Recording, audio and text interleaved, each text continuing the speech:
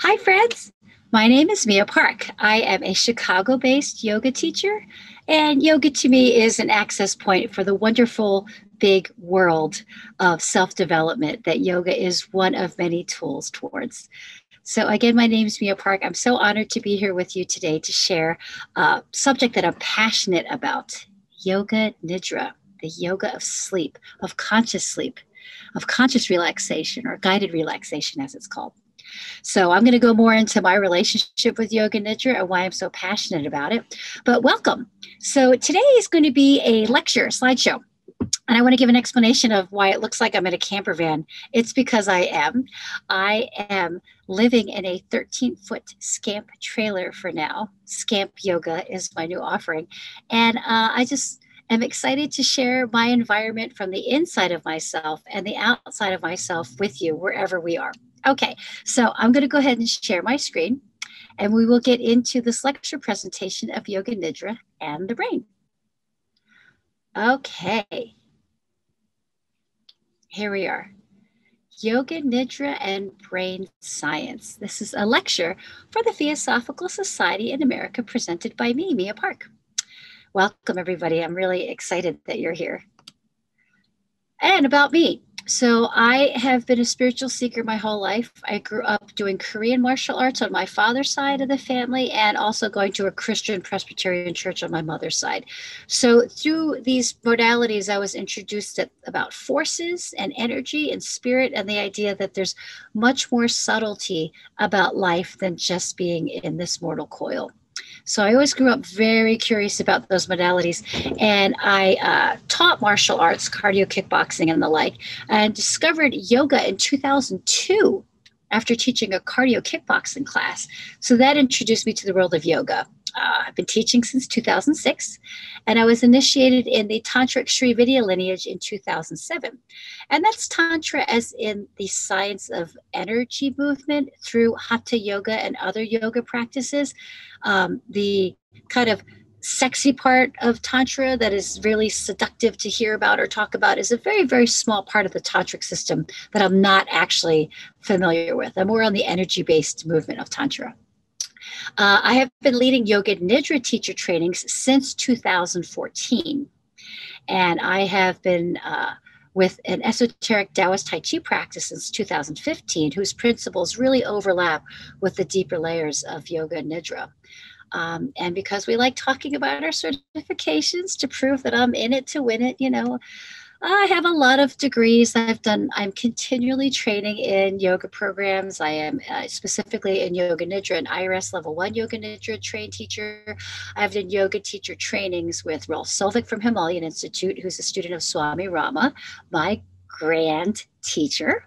I've studied with Rod Stryker doing Yoga Nidra. I've also studied with Swami Shankardev from Australia, obviously with Richard Miller. I've studied with Uma Dinsmore Tully in her total Yoga Nidra system. So I believe that I am a trained Yoga Nidra teacher and teacher trainer. And there's much more to learn, so much more to learn.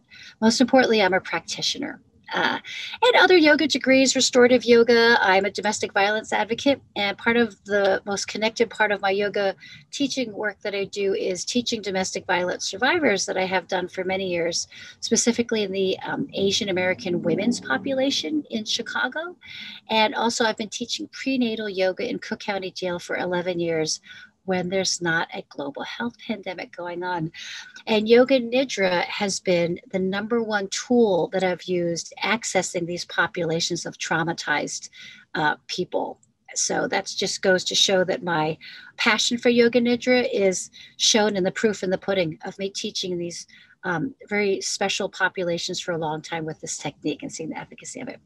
You can learn more about me, my website, miapark.com, miaparkyoga.com. On social media, I'm at Mia Park on LinkedIn, Facebook, and Instagram. I don't do LinkedIn that much, so. Okay, more about me. I am passionate about self-knowledge and practices that support the journey of self-knowledge. And I have found through experience that Yoga Nidra is an effective technique that assists with this journey of self-knowledge and self-awareness. It's very important to me because it works and it's so simple to practice and to teach. So we'll go into that. Speaking of going into things, I just want to make clear that it depends is the answer to every single question. Will the sun rise tomorrow?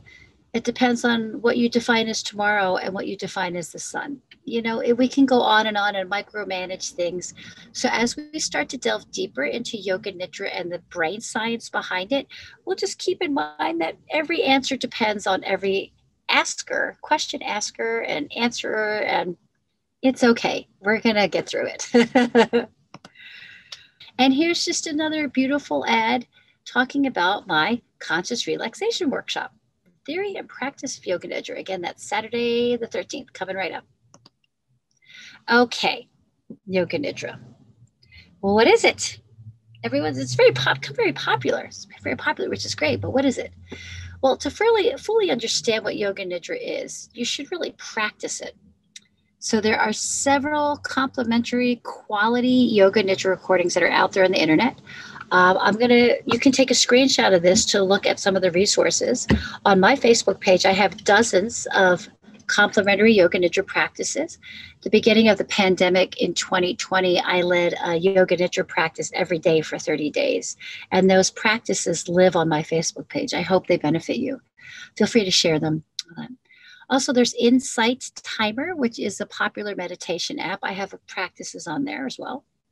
Also, yoganidranetwork.org/downloads. There are dozens of teachers there, each who offer complimentary Yoga Nidra practices in many different languages, too. It's a great resource.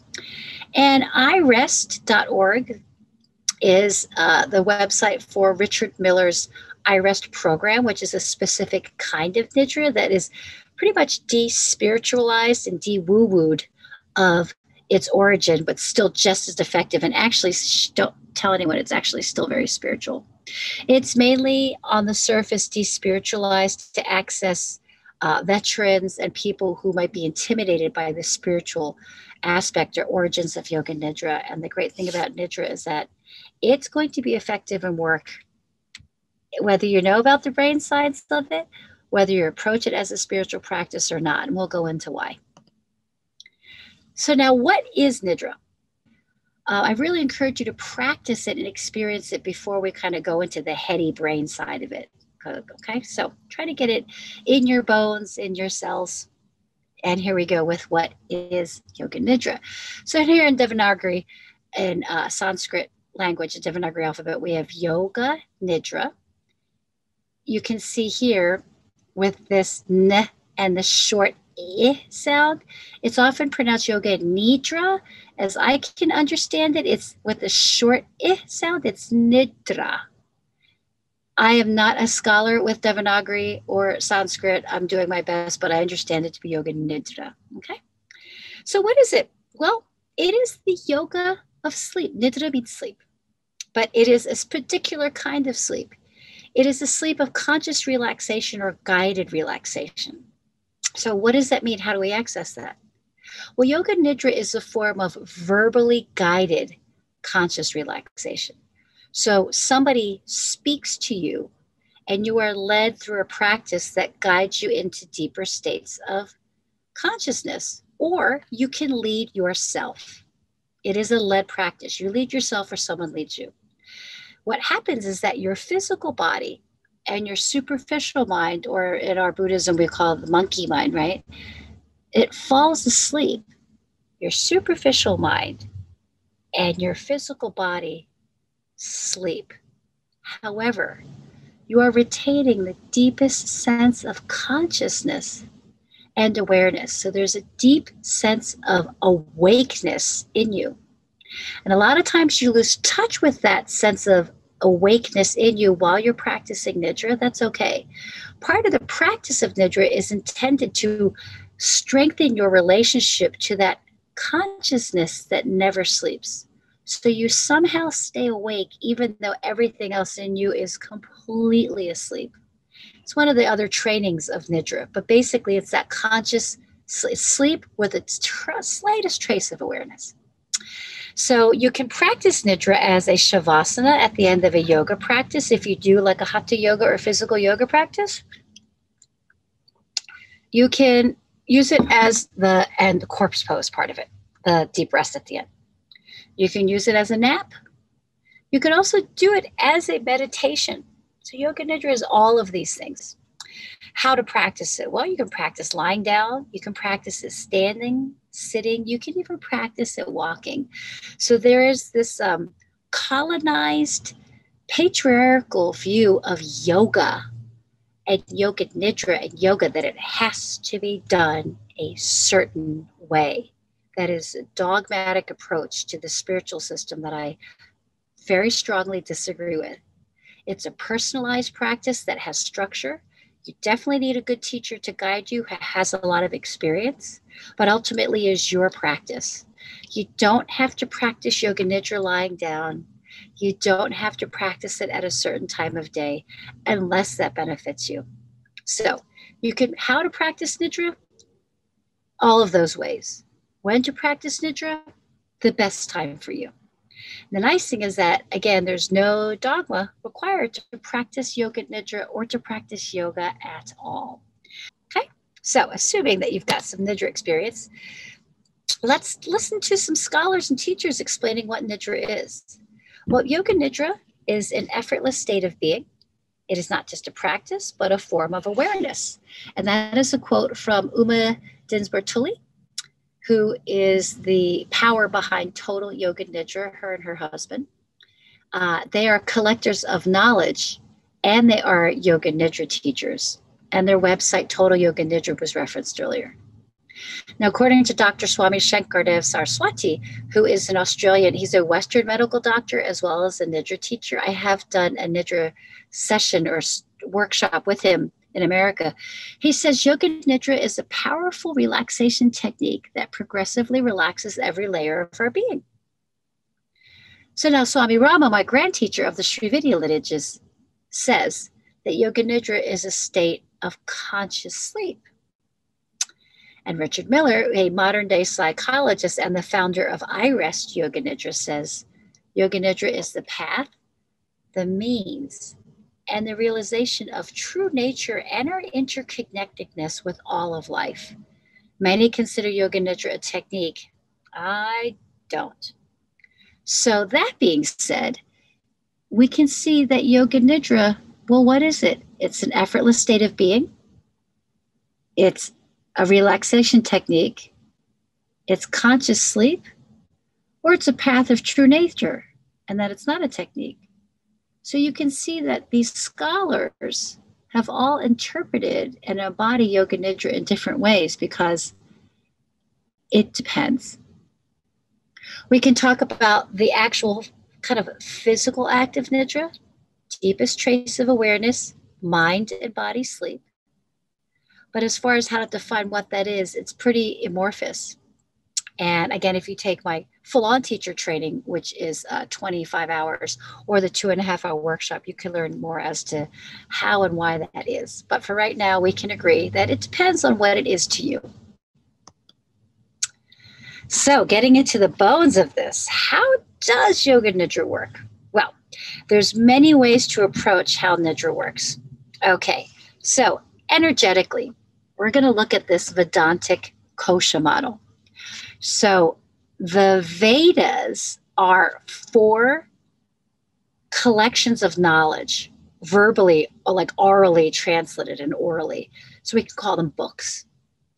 In the Vedas, they talk about the koshas. So the koshas are, actually Maya means sheaths. So we say the name of the kosha, Maya kosha. So it's kind of like that sheath. Anyway, consensus in the yoga world is that we're calling kosha sheaths. So we'll go with that. You can liken it to Russian dolls nesting in each other, slices of an onion. It's really more like a messy watercolor painting.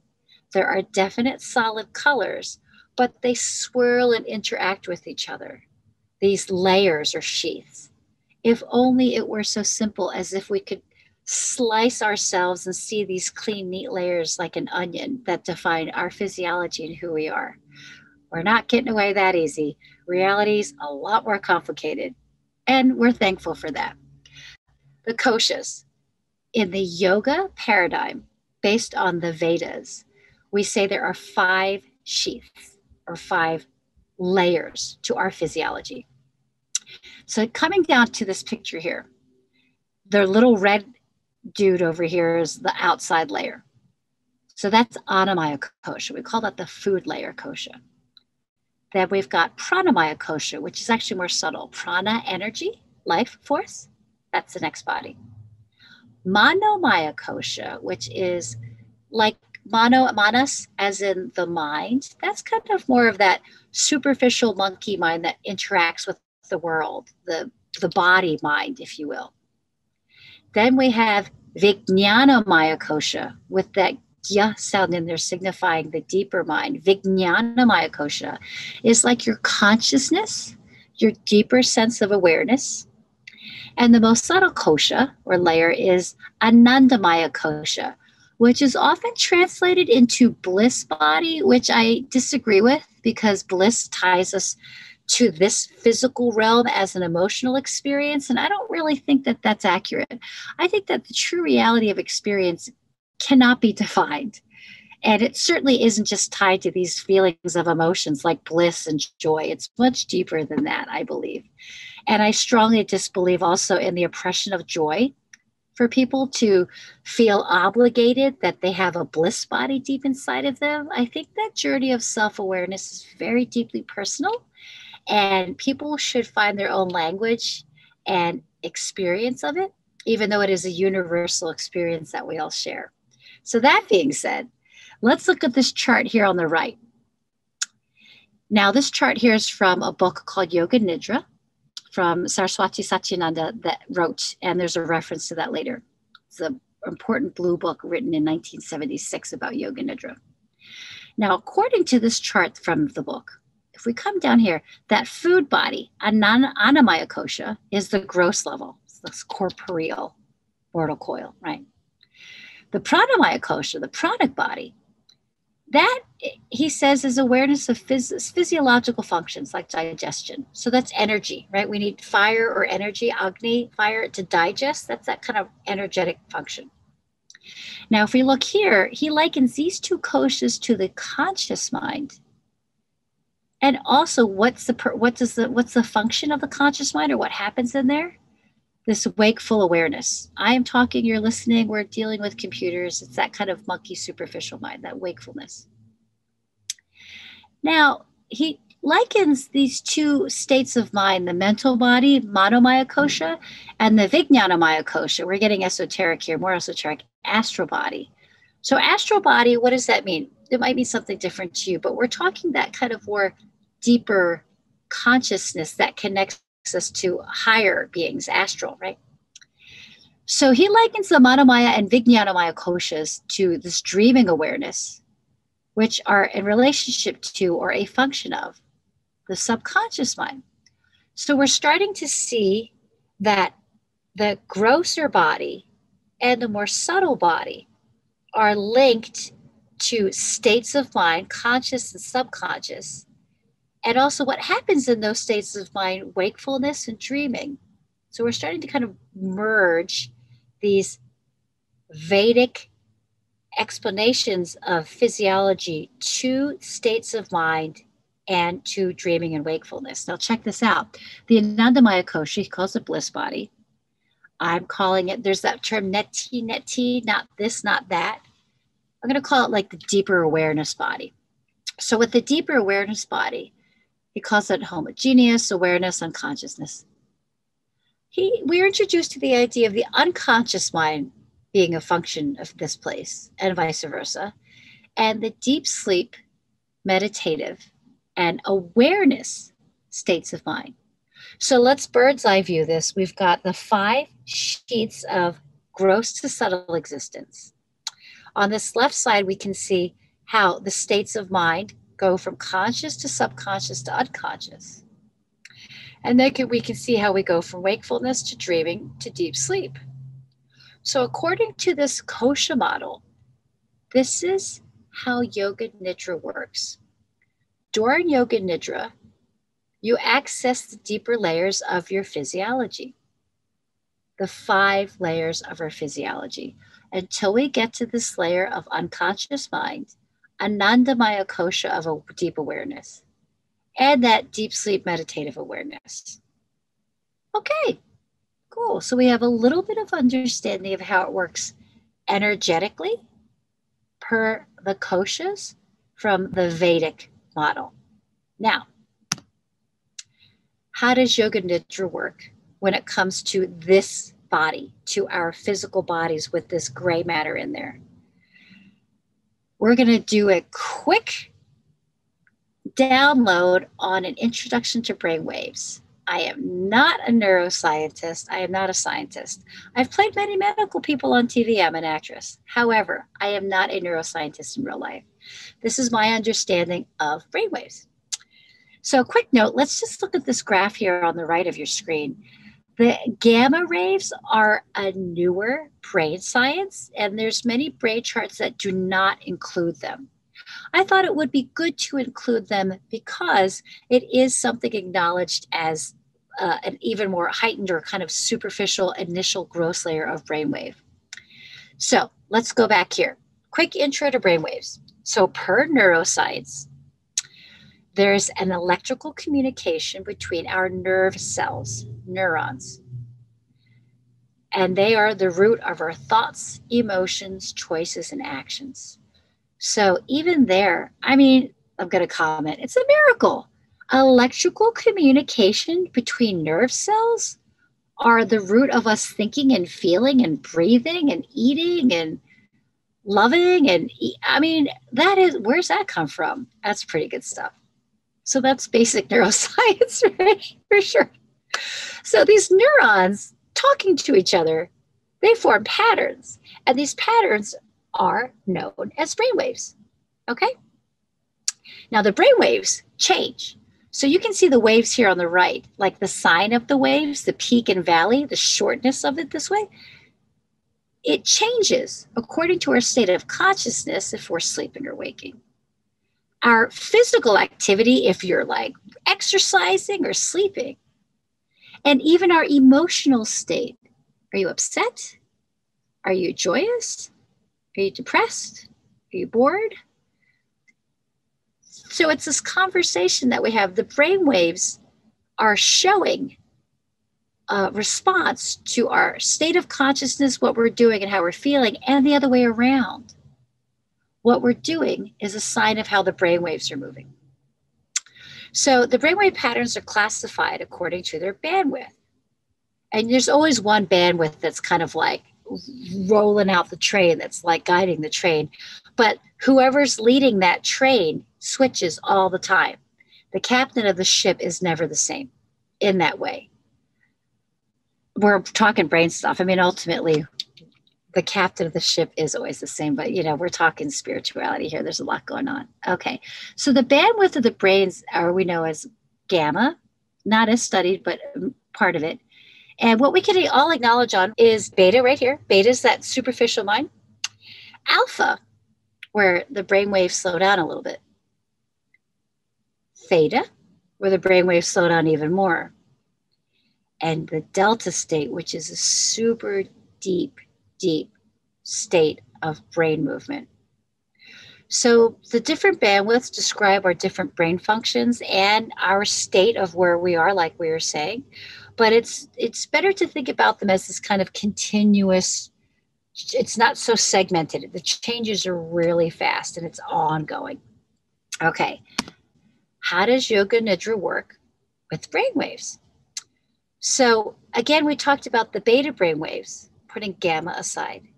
So we can start to associate the brainwaves, the beta brainwaves, with this waking state of consciousness. And if we go back to the kosha model, it's that Annamaya kosha model. It's that outer body level where we can start to associate with the beta. Okay, now with the alpha, which is a slower brainwave, that's the hypnagogic state between waking and dreaming.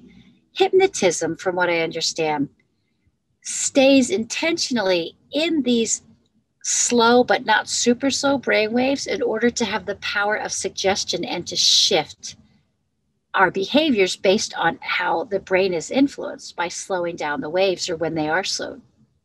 Now, theta or theta, it's a dreaming state of subconscious mind.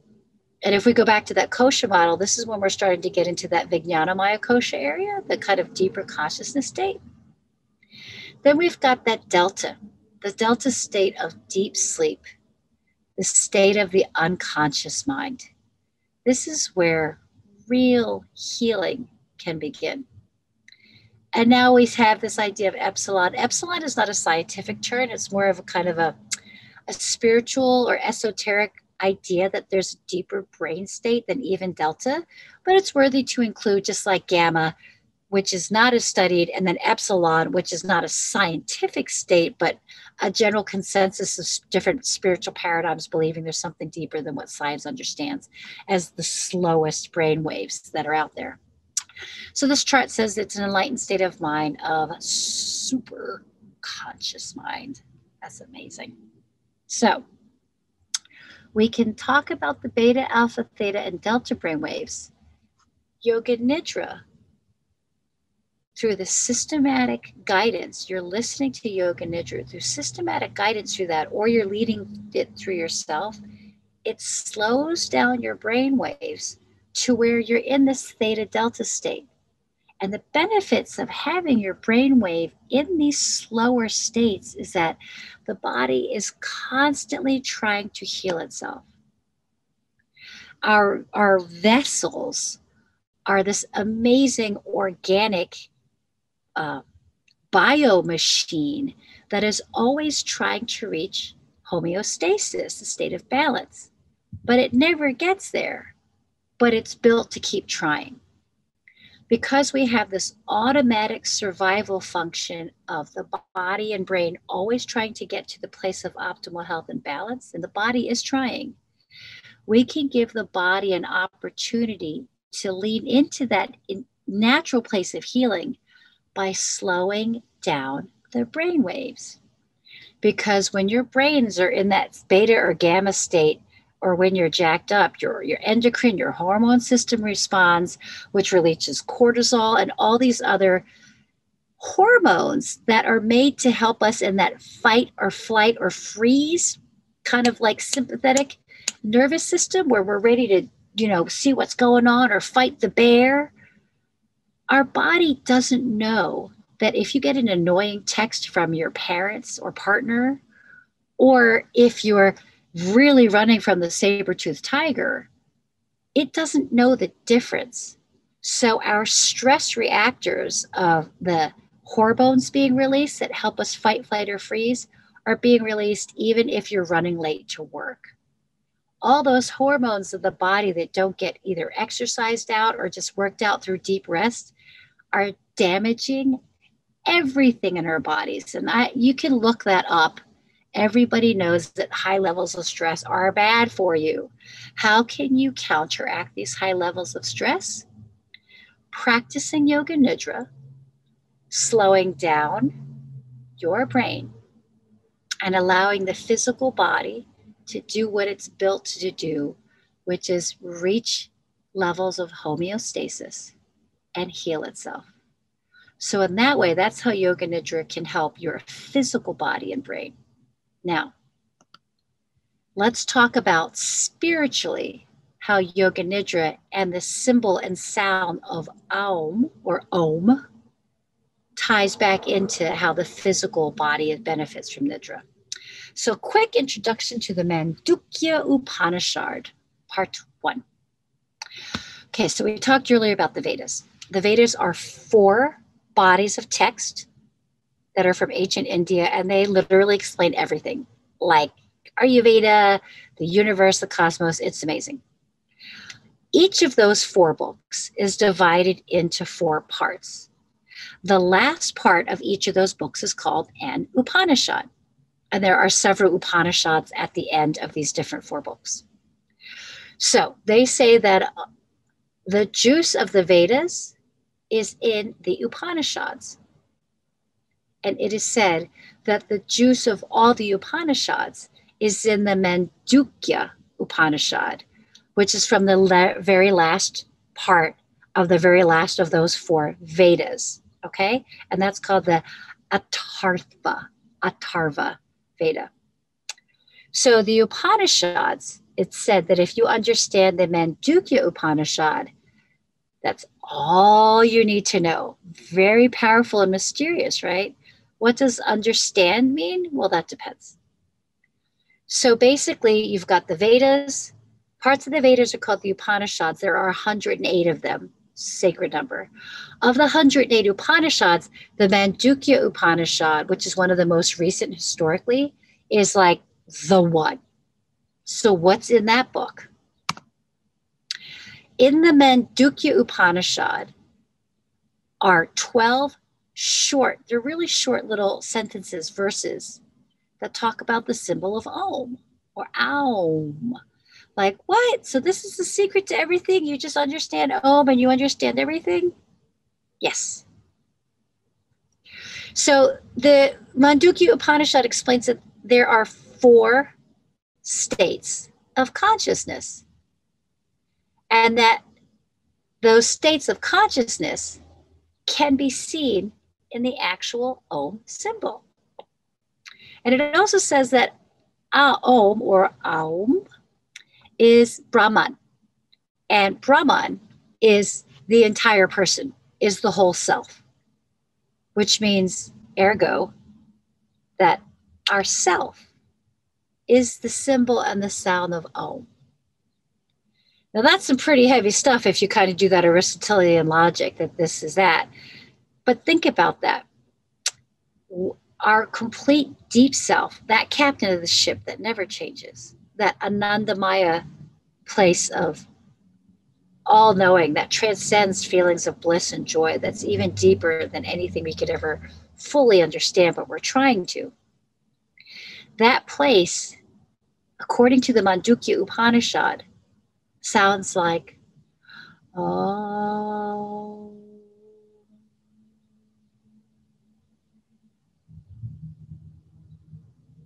And it looks like this symbol that we see here.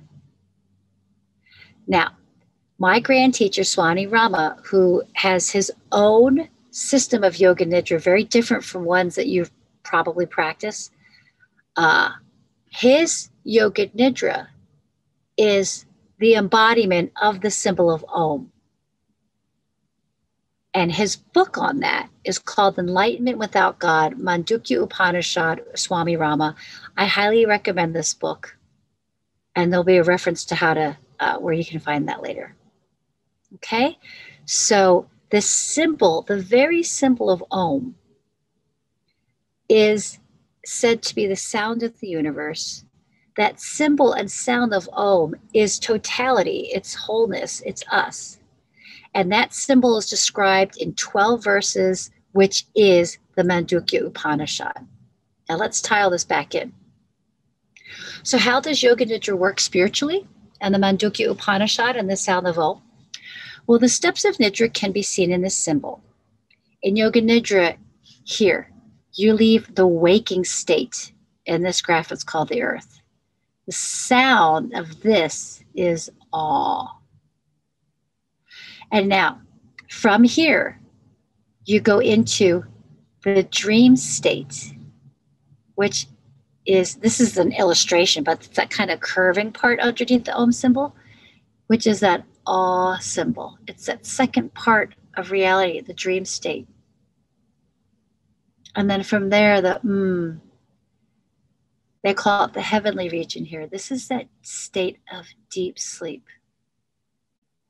And after that state of deep sleep, you actually come to, this is Ishvara, you actually come to the state of, this, they're calling it Tritya. I understood it as Turiya. So Turiya is the 4th state of deep existence. So what that means is that when you're practicing Yoga Nidra, it's as if you are symbolically kind of riding or becoming the Om symbol through the waking state here, all, the dream state here, all, and the deeper state here, and then that 4th state of silence afterwards. In the kosha model, this is going from Annamaya kosha around here to the pranamaya kosha, over here to the manomaya, vijnanamaya, and then to the anandamaya. And there's no clean this equals that. Remember, it's like a watercolor painting. Remember, the brain waves keep shifting quickly.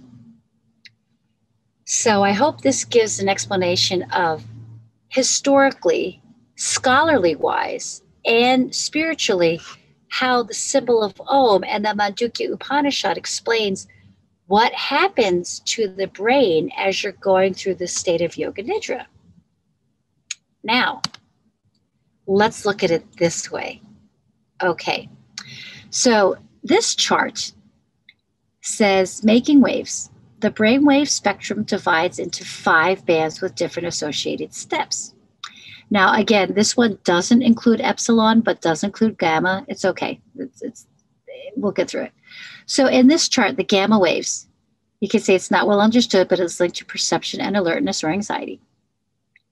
And then in the beta waves, conscious thought, the external force, this is our state here.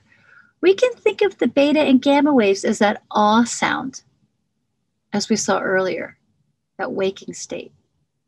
Then we have the alpha, which is that spacey, dreamy state. It's kind of like when you're falling asleep and you're in that, your brain starts to slow down literally, and you're in that alpha state with these hertz. And that can be likened to this sound, that kind of curving under part of the Om symbol down here. Then we have the theta waves, which is the subconscious creativity, the deep relaxation. And that can be signified with the sound up here. Also, the sound here if we're doing this in English. Then we have the delta waves. And the delta waves, which are that super deep consciousness, that place of true healing and knowing in the body. And that can be likened to that turiya, that 4th state, which is silence, which is indicated by the bindu, the little dot down here. So this chart to me really explains a lot of how Yoga Nidra works. You're leading yourself or being led through deep relaxation to where your brain wave goes from gamma to beta to alpha to theta to delta, taking that ride symbolically through the symbol of Om, through the waking, dreaming, and deep sleep places. Also of the sound of Om, with that moment of silence at the end being that kind of epsilon, if you will, that state where the brain is very deeply resting.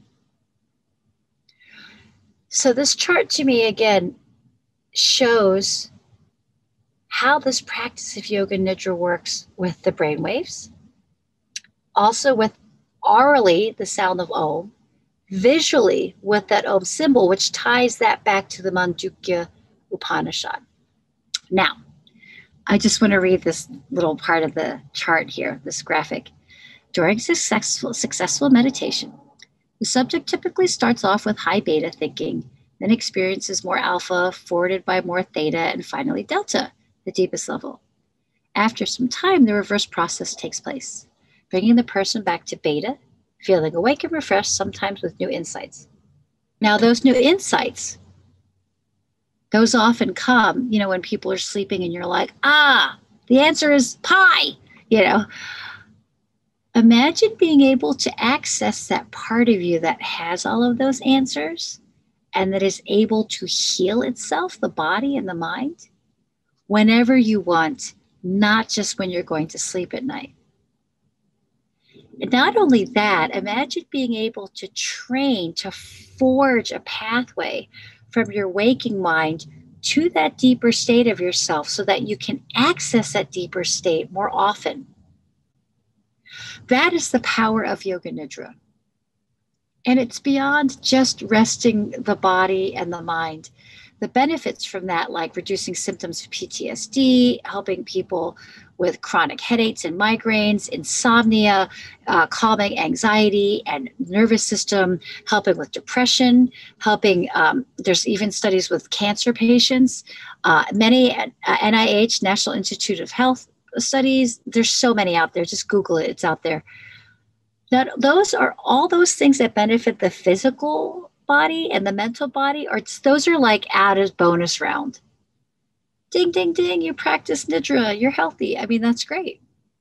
Ultimately, Nidra is a deep spiritual practice because this captain of the ship that never changes, that really deepest part of us, that Brahma, that Om, that's the intention really of who we're trying to get a hold with through the Nidra practice. So we talk about the brain waves and what happens with this green. Mine is green, I think. Yours might be gray. This gray matter in here, how that works, great. We've got science to talk about it. We've got a visual image of the symbol of Om, an oral image of hearing it. But really, the proof is in the putting to practice. Now, how do we know all this stuff? Well, there's research. You can take a screenshot of this if you want. It's really long, and I'm going to do story time and just kind of sum this up. So, my grand teacher, Swami Rama, in 1971, he went to the Manager Institute in Kansas. It was, where they studied brain activity with EEGs, those little like round things on wires they put all over your brain. Okay, so I heard this story directly from Rolf Sovik, who is a teacher at the Himalayan Institute ashram, of which I have been a part of for a while. And I've heard this directly from Rolf, who studied directly with Swami Rama. So he heard the following story directly from Swamiji. So Swami Rama was connected to all these wires, and different people would come in when he was in the control room, and then they had like the viewing booth. People would come in, whisper words to him, and walk out. He was snoring. He was by all means asleep. And the brain, the little graph showed that his consciousness was super, super, super low, really low. So people were coming in and out, and he was able, upon waking, to repeat everything that everyone had said to them, except he got one word wrong. He mispronounced one word because English was not his first language, and he didn't understand what it was. But besides that, he got all of the images correctly. Then he asked about the clicking sound. And the people in the control room were like, what clicking sound? What do you mean? There was no clicking sound. He's like, yeah, there was like this like noise. There's like this tapping or clicking sound. And I picture scientists in white lab coats going, what clicking sound? Do you know what clicking sound? I mean, who knows? That's anecdotal. But the fact is, he did hear a clicking sound. So what the scientists found out later was that upstairs from the room that Swamiji was in, there was a woman walking around upstairs in heels that the people in the booth that were observing him did not hear. So he actually heard and recalled sounds that the scientists didn't even know were happening, while his physical body and most of his mind was sleeping. There's many cases out there of people doing Nidra who are snoring that can also remember things. So the science of Yoga Nidra is relatively new. Again, there are a lot of NIH studies happening now. Richard Miller has been a pioneer at having NIH and government-sponsored studies happening with Nidra. So thankful for him and those practices and those teachings. So research is rolling out. So Nidra is not as heavily studied as some other yoga methodologies, but it's certainly researched enough way back in 1971. So again, you can take this screenshot if you'd like. There's a reference to it later as well. So last sentence here. He later recalled the various events which had occurred in the laboratory during the experiment, including all the questions that one of the scientists has asked him during the period of deep delta. That's that delta, really low wave sleep, while his body lay snoring quietly. It's possible. Anything that anybody has ever done, we have the possibility to do. So all this back to where we were before. I mean, it depends, right? It all depends. Will yoga nidra help you sleep better at night? It depends. Depends on how often you practice, when you practice, what you practice. Depends on how much water you drink. Are you drinking caffeine? Are you getting exercise? There's a lot of things that, they're all very variant on this. The other thing is about it depending is your openness to the practice. I've been teaching yoga nidra since 2006. And there have definitely been students I've had that were like, I didn't feel anything. What is this? I think there may have been fear involved on their part, the fear of like laying down and the fear of having to let go. Well, the nice news is that there is no yoga nidra law. There are no yoga nidra police that are going to come out and arrest you and tell you that you're practicing incorrectly. So if walking and listening to a nidra recording is great for you, then try that as an access point. So I want to go back to this chart. Now, how does yoga nidra work? Remember, quick review. We've got the brain. The brain has, as we're saying now, 5 different states of waves of like bandwidths, right? That the brain goes in that are associated with different activities, anxiety to deep unconscious intuition and insight. So that's science. Okay, this is how modern day neuroscience is understanding how the brain works. We plug in the kind of spiritual, esoteric, ancient, thousands of years old Mandukya Upanishad that has already explained how the brain waves work through the lens of consciousness, waking state, dreaming state, and deep sleep, and shows how those states exist in the form of the symbol of Om and the sound of Om, saying even that it is totality and that we are our totality, so that we are that sound of Om. And we also talked about the kosha model as far as the physiology of things. Now, if we're all on the same page and we're agreeing with that, what is the difference between just regular meditation and this deep sleep of yoga nidra? So this chart is describing regular meditation. What's the big diff? Well, the big diff is that in yoga nidra, you are further challenging yourself. You're further going into that realm where you're sleeping, but you're still awake. In my meditation practices before nidra, I wasn't fully rested in the body and the mind. I may have gotten to those deeper states of maybe like alpha, maybe theta while I was meditating, but certainly my body was not as relaxed as it is when I'm practicing yoga nidra. So the further challenge is, can you get to that deep, deep, deep meditative state when the body isn't sleeping? And there's no more advanced or beginner. I mean, I'm not interested in that. It just has to do with your personal experience. Because sometimes we have deep experiences for a second and they go away. We never get them again. It doesn't matter we're more advanced or not. So basically, the main difference between yoga nidra and a regular meditation practice is that nidra means sleep. In the practice of yoga nidra, you're giving your physical body and most of your brain the opportunity to actually sleep. Swamiji was snoring, okay, when he did his yoga nidra practice. That's different than meditation.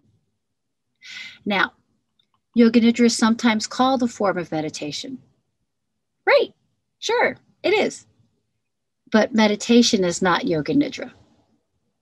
A lot of times people call yoga nidra like they do it just to get the physical benefits. Oh, I'm really tired. It is said that your brain can reach 2 hours of sleep in 20 minutes. Let's go back to brainwaves. That means in 20 minutes, through the systematic listening to or guiding yourself through yoga nidra, you can drop your brainwaves down into this alpha theta place for 20 minutes, which is equivalent to, it's said, to 2 hours of sleep where you start out with this gamma or beta, and it takes a while to kind of go, and then your brain goes in and out as you're restless and you sleep. So there's a lot of opportunity there in a Nidra practice to stay deep. Now, again, I'm going to really strongly suggest that if you haven't practiced by now, it might be harder to kind of be where we are now, not having experienced it. I'm an experiential learner and teacher. So if you haven't already, thanks for listening to the lecture so far. I really hope you can find the Yoga Nidra practice that helps you. Proof is in the pudding. So I strongly encourage you to keep practicing Yoga Nidra.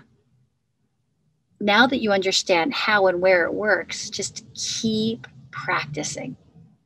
Okay, because the more you start dropping your brain waves into this state, this is nothing to do with sleeping at night. This is in addition to that. The more your body and brain heal itself. Imagine yourself less stressed, more relaxed, feeling more vibrant and awake. It's pretty good stuff, right? In addition to having a deeper spiritual connection to what's really going on. Don't see a lot of reason not to do this. So I hope to see you soon, friends. Thank you so much for joining me on this lecture. I feel like I spoke very quickly. There's a lot of information to cover. Feel free to watch this as many times as you'd like. You can reach out to me with questions. My information is here at miaparkyoga.com. On social media, I'm at miapark. Again, on my Facebook page, you can see, you can access lots of free recordings on my miaparkyoga.com website. There's also a lot of complimentary Yoga Nidra practices. I also wanted to just say that I have a resource list here. So there's these websites. You can feel free to take a screenshot if you want. I definitely used images I found on the internet. And one here on the bottom I particularly want to point out is Enlightenment Without God by Swami Rama. That book was published I believe in the 70s, and it's a controversial title. If you think about enlightenment without God, what? God's a matter of semantics, and it is kind of a provocative title. It's an interesting book. So it's out there on the internet, I think, where you can buy it, pretty sure. I got my copy directly at Himalayan Institute. So Google Enlightenment Without God by Swami Rama if you want a really interesting treatment of the 12 verses of the Mandukya Upanishad, which explain the symbol of Om and the significance of it spiritually. And if you go deeper down that path of Swami Rama and the Himalayan Institute and Sri Vidya lineage, you'll see how Swami Rama teaches his Yoga Nidra, going through the waking state in the forehead, the dreaming state as the full moon in your throat, and the deep sleep state in the center of your chest. Okay. And again, there's more information here about brain waves and images and charts. And most importantly, I strongly encourage you to do your own research. Practice a lot, research a lot. If you have any questions, please feel free to reach out. Friends, my name is Mia Park, and again, I'm honored that you had me give this lecture and presentation. Okay, thanks everyone. Bye-bye.